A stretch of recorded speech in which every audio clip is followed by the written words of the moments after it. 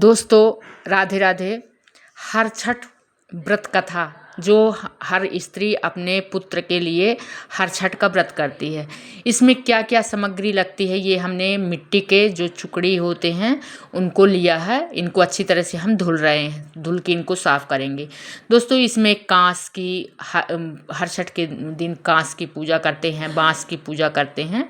तो हमने ये बांस कुछ लिया है, ये चुकड़ी धुल लिए हैं। इसमें महुए का जो ये दोना बनाते हैं तो महुआ का ही काम रहता है, महुआ का दोना बने हैं तो ये दोना हमने ले लिए हैं।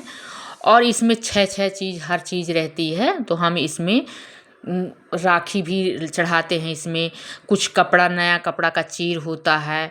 इसमें मैं सामग्री आपको बता रही हूँ कि जो जो सामग्री हमको ज़रूरी है वही वही चीज़ हमको इसमें लेना है। ये देखिए इस तरह से कांस का बनाते हैं। इसमें थोड़ा जारी, इसको जारी छूली भी कहते हैं, इसकी पूजा होती है।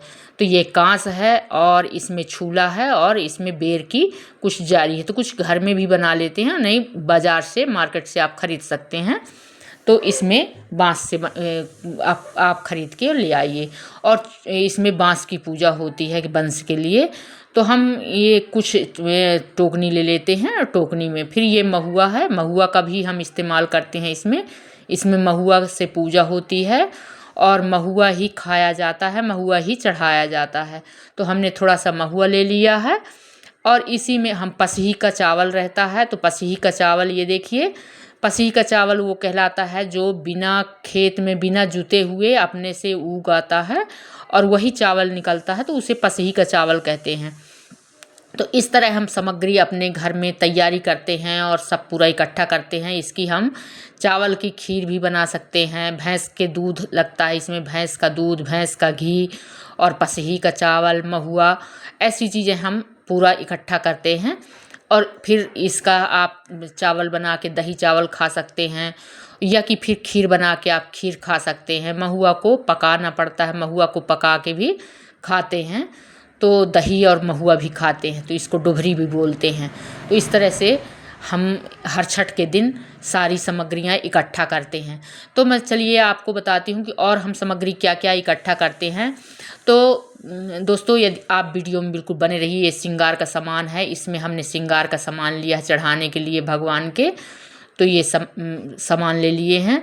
तो आप बने रहिए दोस्तों। और वीडियो यदि आपको अच्छा लगे तो बिल्कुल सब्सक्राइब करें, लाइक करें, कमेंट करें और शेयर करें।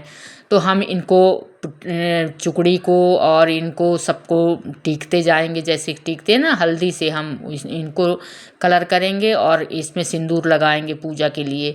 और मैं सामग्री भी आपको बताती जाऊंगी कि क्या क्या सामग्री हमको इसमें ज़रूरत पड़ती है। तो दोस्तों हम इसमें कांस, हर छठ के दिन इसी की पूजा होती है। राखी ले लेते हैं, राखी चढ़ाते हैं हम। और चीर कपड़े का जो टुकड़ा होता है तो टेलर के यहाँ से ले लेते हैं, या कि जो सिलाई करते हैं उनके यहाँ मिल जाता है। तो आप थोड़ा सा कपड़ा भी ले लीजिए। और इसमें पान की ज़रूरत होती है, सुपारी की ज़रूरत होती है। 6 पान, 6 सुपारी, हल्दी की गांठें, 6 हल्दी की गांठें, पीसी हल्दी, चंदन, रोरी, जनेऊ, सिंदूर, अगरबत्ती, गंगा जल, नर्मदा जल, पसई के ये चावल तो हमने आपको बता दिए। और इसमें महुआ, धूप, घी, शक्कर ऐसे मिला के महुआ के साथ में रख लेते हैं। उससे हम घी, शक्कर, महुआ से हवन करते हैं। तो और फूल, दूबा, बेलपत्री और फल, आप कई प्रकार के फल ले सकते हैं। हम इस तरह से चुकड़ी को हम चारों तरफ से बिल्कुल इनको कलर कर देंगे, हल्दी लगा देंगे। और इसमें हम 5 टीके लगाएंगे सिंदूर के, तो 5 टीके लगा देंगे।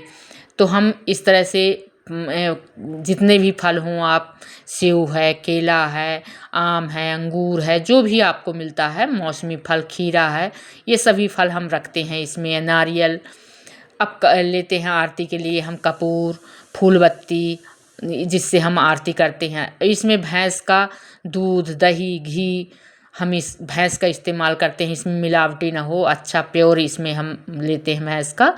और इसमें कुछ आम के पत्ते, हवन बेदी, आम की लकड़ी, इसके लिए हम हवन करते हैं आम की लकड़ी के साथ में। जो पहली बार व्रत कर रहे हैं उनके लिए उन्हें तो नारियल और हर छठ को चढ़ाने के लिए और कुछ दान देने के लिए भी आवश्यक रहता है कि आप इकट्ठा सब सामग्री अपना कर लीजिए। दोस्तों, यह व्रत एक ऐसा व्रत है जो हम अपने पुत्र के लिए, पुत्र प्राप्ति के लिए और अपने रक्षा के लिए तो हम व्रत अपने घर में करते हैं और इस व्रत को छोड़ा नहीं जाता है। इस व्रत को हर वर्ष जब भी आता है, ये भादों महीना में, ये भाद्रपद के ये शुक्ल पक्ष में हम इस व्रत का करते हैं कि हर छठ के दिन इसकी पूजा करते हैं। अब दोस्तों, जहाँ हमें पूजा करना होता है उस पूजा के स्थान पर हम चौक पूर कर पटा के ऊपर कांस की ये हर छठ जो कांस का बनाते हैं, इसको हम किसी में ज़मीन में गड़ा लें या कि मिट्टी में गमले में किसी में गड़ा के उसको रख लें। तो कांस को गमले में हम रख सकते हैं और फिर उसको दीवार से सटा कर रखिए कि कहीं गिरे ना, और उसको हम रख देते हैं। इसके बाद कलश जलाकर और उस पर अक्षत, सुपारी, रोरी, चंदन, सिक्का डालकर या गेहूं और चावल रखकर आप जैसे कलश हमेशा हर पूजा में जलाते हैं उसी प्रकार स्थापित करके, और कलश में आम के पत्ते और आम की टेरी जिसको बोलते हैं उसको रख देते हैं। मिट्टी का दीपक जलाकर, दिया जो जिसको बोलते हैं, वो दिया में आप जलाकर गौरी, पृथ्वी पर गौरी गणेश बनाकर, गोबर के गौरी गणेश बनते हैं, तो और कलश का पूजन करके हल छठी माता का आप पूजन का विधिवत विधान से पूजन का स्टार्ट कर सकते हैं। फिर इसमें हम कथा सुनते हैं। तो इसमें कथा ऐसी रहती है कि एक बार राजा युधिष्ठिर ने भगवान श्री कृष्ण से कहा, हे प्रभु, आपने संसार की भलाई के लिए अवतार लिया है, आप मेरे ऊपर कृपा करिए। संतान का दुख माता पिता के लिए सबसे बड़ा दुख होता है। सुभद्रा और द्रौपदी अपने पुत्रों के मारे जाने के दुख से दुखी हैं तथा अभिमन्यु की पत्नी उत्तरा के गर्भ में जो संतान थी वह भी द्रोणाचार्य के पुत्र अश्वत्थामा के ब्रह्मास्त्र से नष्ट हो रही थी। तो इसलिए आप कोई ऐसा व्रत बताने की कृपा करें जिससे वह गर्भ नष्ट ना हो सके और पाप दंड वंश का नाम ही भी चलता रहे। तब भगवान श्री कृष्ण ने कहा, हे युधिष्ठिर, तुमने संतान की रक्षा के लिए बहुत अच्छा प्रश्न पूछा है। सुनो, मैं तुमसे हरछठ नाम के एक उत्तम व्रत को बताता हूँ। इस हरछठ व्रत को करने से उत्तरा का गर्भ जीवित हो जाएगा। मैं तुमसे इस संबंध में एक कथा कहता हूँ, वह कथा सुनो। पुराने समय में एक सुभद्र नाम का राजा था। उसकी सारी रानी का नाम सुवर्णा था। इनका हस्ती नाम का एक पुत्र था। एक दिन वह बालक हस्ती अपनी एक दाई के साथ गंगा जी के में स्नान करने के लिए गया। वह जल में खेल रहा था। इतने में एक मगरमच्छ आया और बालक को पकड़कर गहरे पानी में चला गया। रानी सुवर्णा ने अपने इकलौते पुत्र की मृत्यु की खबर सुनी तो वह बहुत दुखी हुई और क्रोध के मारे दाई के पुत्र को पकड़कर जलते हुए भाड़ में डाल दिया। तब वह दाई भी अपने इकलौते पुत्र के दुख से दुखी होकर तथा रानी के डर से भयभीत होकर जंगल में भाग गई। वहाँ कुश पलाश के वन में शंकर, पार्वती, स्वामी कार्तिकेय और गणेश जी की पूजन करने लगी। वह दिन में एक बार तीन पसई का चावल और महुए का भोजन करती रही थी। तब एक बार लगत भादों की छठ के दिन उस राजा के नगर में बड़ा भारी अचरज हुआ। वह दाई का मरा हुआ पुत्र अग्नि से जीवित निकलकर नगर में घूमने लगा। दाई के पुत्र को जीवित देखकर राजा, रानी और नगर के सभी लोगों को बड़ा अचरज हुआ। उसी समय एक दुर्वासा नाम के मुनि राजा रानी के पास आए।